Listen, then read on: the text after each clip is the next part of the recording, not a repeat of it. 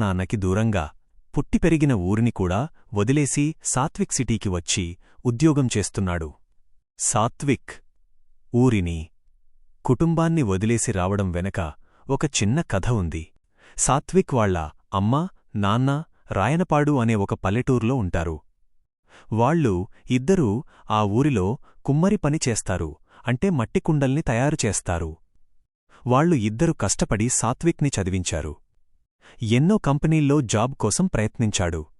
కాని సాత్విక్ మాత్రం వాళ్ళ అమ్మ నాన్నని, ఆ ఊరిని వదిలి వెళ్లలేక అక్కడే ఏదో ఒక పని చేసుకుంటా అనేవాడు. వాళ్ళ అమ్మ నాన్నకి కూడా సాత్విక్ని సిటీకి పంపడం ఇష్టం ఉండేది కాదు.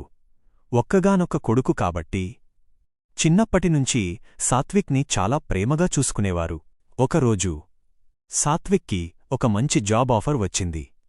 జీతం కూడా ఎక్కువ ఇస్తా అన్నారు. కాకపోతే అది హైదరాబాదులో అవడం వల్ల సాత్విక్ ఆ ఉద్యోగాన్ని నిరాకరించాడు. కొన్ని రోజుల తరువాత సాత్విక్ వాళ్ల నాన్న సాత్విక్ దగ్గరికి వచ్చి, ఇక్కడేం ఉద్యోగం చెయ్యట్లేదు కదరా, నువ్వు సిటీకే వెళ్ళు అన్నాడు.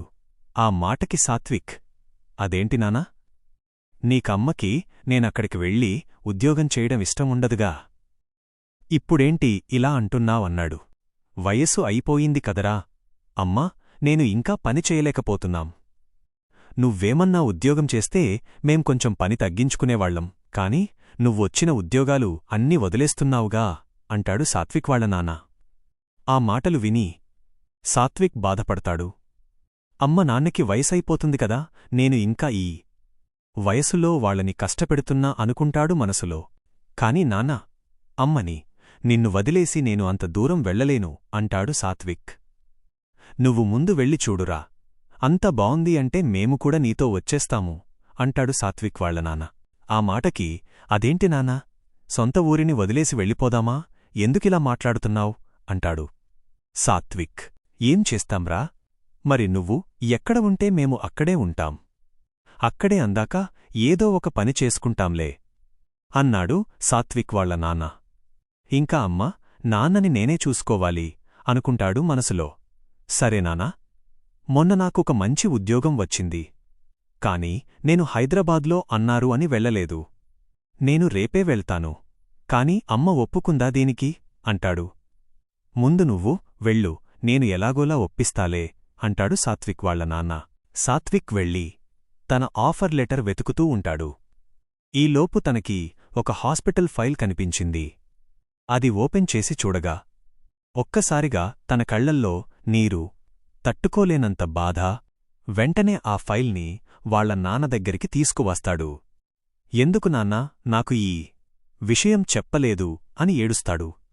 ఆ మాటకి వాళ్ల నాన్న, ఈ మధ్య ఒకసారి ఆరోగ్యం బాగోకపోతే హాస్పిటల్కి వెళ్ళానురా. వాళ్ళు రక్త పరీక్ష చేశారు. అప్పుడే తెలిసింది నాకు క్యాన్సర్ అని. అది కూడా చివరి దశ అన్నారు. నీకు చెప్తే బాధపడతావు అని చెప్పలేదురా అంటాడు. అంటే అమ్మకి కూడా తెలీదా నానా అని అడుగుతాడు. మీ అమ్మ ఒక కుండ పొరపాటున చెయ్యి జారిపోతేనే బాధపడిద్దిరా, అలాంటిది నా గుండె ఆగిపోతుంది అంటే అది తట్టుకోగలదా అంటాడు. సిటీకి వెళ్ళి అక్కడ హాస్పిటల్లో చూపించుకోవడానికేనా నన్ను ఉద్యోగం పేరుతో హైదరాబాద్ వెళ్లమంటున్నావ్ అంటాడు సాత్విక్. ఎక్కడ చూపించినా ఇంక చివరి దశలో ఎవరూ ఏం చేయలేర్రా అంటాడు వాళ్ల నాన్న. మరి ఎందుకు నాన్నా, అక్కడికి ఇక్కడే ఉందాం. నువ్వు ఉన్నన్ని రోజులు ఇక్కడే మాతో సంతోషంగా ఉండొచ్చుగా, నాన్న సిటీకి ఎందుకు అంటాడు సాత్విక్. ఆ మాటకి వాళ్ల నాన్న నవ్వుతూ, నేను నిన్ను సిటీ వెళ్ళి ఉద్యోగం చేయమంటుంది. నాకోసమో నీకోసమో కాదురా, మీ అమ్మకోసం. మీ అమ్మకి నేను అంటే ప్రాణంరా. నాకు చిన్న దగ్గు వస్తేనే అది తట్టుకోలేదు. ఈ విషయం తెలిస్తే తట్టుకోలేదనే దాని దగ్గర దాచాను. మేము ఇద్దరం కలిసి 25 ఏళ్లుగా ఈ కుమ్మరి పని చేస్తున్నాం.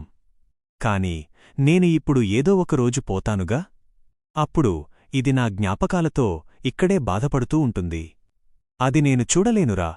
అదే నువ్వు సిటీకి తీసుకెళితే అక్కడ నా జ్ఞాపకాలు ఉండవు, అంతా కొత్తగా ఉంటాది. నువ్వు ఉద్యోగానికి వెళితే నీ క్యారేజీలు అని అలా ఏదో ఒక పనిలో ఉంటాది. అందుకే అక్కడికి వెళ్లమంటున్నా అంటాడు. నానా, ఎక్కడ ఉన్నా అమ్మా నీ గురించి బాధపడుతూ ఉంటుంది నాన్నా. నువ్వు ఎందుకు అలా అనుకుంటావ్? ఇక్కడ అయితే ఇంకా నీ జ్ఞాపకాలతో ఉంటాది. అక్కడైతే ఉండలేదేమో అనిపిస్తుంది నాన్నా అంటాడు సాత్విక్. చూడు బాబూ, మనం పడే బాధ ఎప్పుడు నిశ్శబ్దంగానే ఉండాలి. అది శబ్దం చేస్తే ఆ శబ్దం ఎంత భయంకరంగా ఉంటాదో మనం ఊహించలేం అంటాడు. ఆ మాటకి సాత్విక్, సరే నానా, నేను హైదరాబాద్ వెళ్తాను రేపు. కాని నా వల్ల కావట్లేదు నాన్నా. నువ్వున్న కొన్ని రోజులైనా నీతో ఉండాలని ఉంది. కాని అమ్మ గురించి నువ్వింత గొప్పగా ఆలోచిస్తున్నావు చూడు, దానికోసమే వెళ్తాను నాన్నా అని ఏడుస్తాడు గట్టిగా. మనకి ఏమైనా బాధ వస్తే అది మనమే పరిష్కరించుకోవాలి. అంతేకాని అది బయటకి చెప్పి 10 మంది 10 మాటలు అంటుంటే విని ఆ బాధ ఇంకా ఎక్కువయింది తప్ప పరిష్కారం ఉండదు. అందుకే బాధ వచ్చినప్పుడు శబ్దం చేయకండి.